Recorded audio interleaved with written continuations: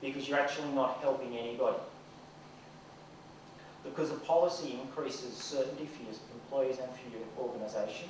It helps you define boundaries and rules of engagement. As David said this morning, Oracle has blogging guidelines, and as long as I work within those guidelines, I'm happy. Telstra, when they released their blogging policy earlier this year, the total policy was about 6 pages in length, but one of those pages was the authorisation and references section. So there we go, with a 45,000 person public listed organisation's policy is no more than 5 pages. Powerhouse Museum, it's 4 pages and only 3 of that with content. And the Australian Public Service Commission has a document which, when printed, is only 5 pages. They're nice, lean documents which don't go into legal mumbo-jumbo, and what they are is they're making their policies usable. So employees know where they stand. They know they can go on. They know what they can and can't do. But it also provides a framework where the employer can say, we've actually put some boundaries and educated our employees. So what would be in a policy? Well, I'd say first of all, it needs to be pretty simple. You don't want to be having an overly complex thing, but it's got to match your corporate culture.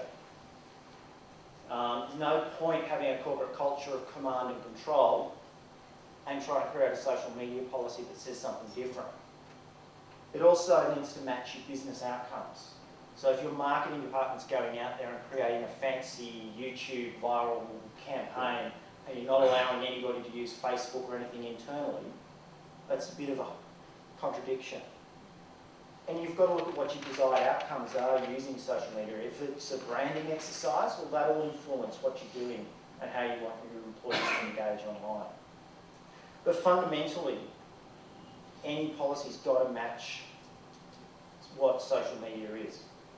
We've got to talk about transparency, we're talking about conversations, we're talking about communities, treating people as people.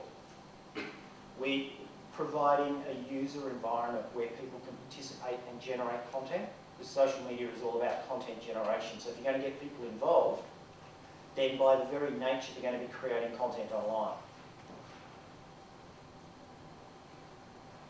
So I have 5 simple things, which when I talk to somebody and I want to create a policy, there's 5 things that I say that you've got to have in this. You've got to get your employees to stop and think. So who's ever sent an email in a bit of a rush and regretted it? If you do that, maybe on a forum or on Twitter, you may regret it for an awful long time. There was a marketing executive in the US who was going out to see his primary customer, FedEx, was flying and landed and tweeted what a dump the city was. Unfortunately, a lot of FedEx employees saw that on Twitter because they watched the word FedEx and the city name. Can't get rid of it once it's there. You've got to get your employees to think. Use that grey matter between the shoulder blades. And then we need to actually, you can put disclaimers on blogs, these views are mine, not my company's, but that doesn't really stop the fact that you might have said something bad. And the flip side is also true. Going and commenting on somebody's blog or an environment and not disclosing who you are is not keeping it real.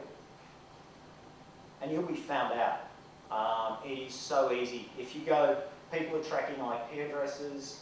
If you make an anonymous comment, as an average Joe, if you make an anonymous comment on a blog, that blog owner can find you and out you just because of your IP address. Employees need to keep it real when they're engaging online because it's real conversations with people. No marketing speak, corporate monotone doesn't work online, and you've got to respect the channels. A forum is not a place to resolve personal issues. Twitter is not a place to spam your job. And then you've also got to cover the boring stuff, which is administration, implementation, defining consequences, non-compliance. All of these things might sound a little heavy-handed, but within the corporate legal framework we have in Australia, we need to make sure that everybody's covered. Now, before we finish up quickly, I'm going to quickly look at some of the benefits of social media. The primary benefit, and this is internal use, is engagement. Steve talked about engagement earlier.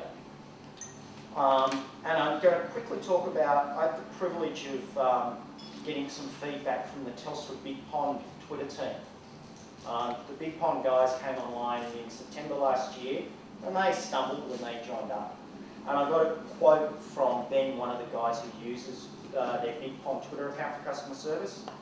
And this is his words. From an employee's point of view, Jace, Steph and myself do feel more engaged. We're giving a faceless corporation a face and showing that we do care about what people say and think about us. It's not always an easy task, but it's one we enjoy. And this is the interesting bit. Honestly, I look forward to coming into work and interacting with the Twitterverse. We can only get better. So this is a corporation who is not known for its customer service, Telstra, in Big Pond. And many of their employees aren't the most engaged, but through allowing these employees to actually get out and talk to their customers, they suddenly feel more engaged. And do we want to get why you want to do that? Watson and Wyatt, HR survey. Return on shareholder value over 5 years, 20% versus for the highest engaged companies versus 0 for lowest. Market premium, 22% versus 14%. Productivity per employee, 276. Now, if you look at some of those figures and look at the figures Ross brought up earlier today, Google and Microsoft are right at that top end. Very interesting. So in summary, social media is not bad. It's got lots of benefits. You need a policy if you're going to start bringing this in, but it needs to match your culture, and it's got to be flexible, it's got to be open and transparent. It can't be this great big hammer that you hit people with. And finally, social media is there even if you ignore it. Thank you.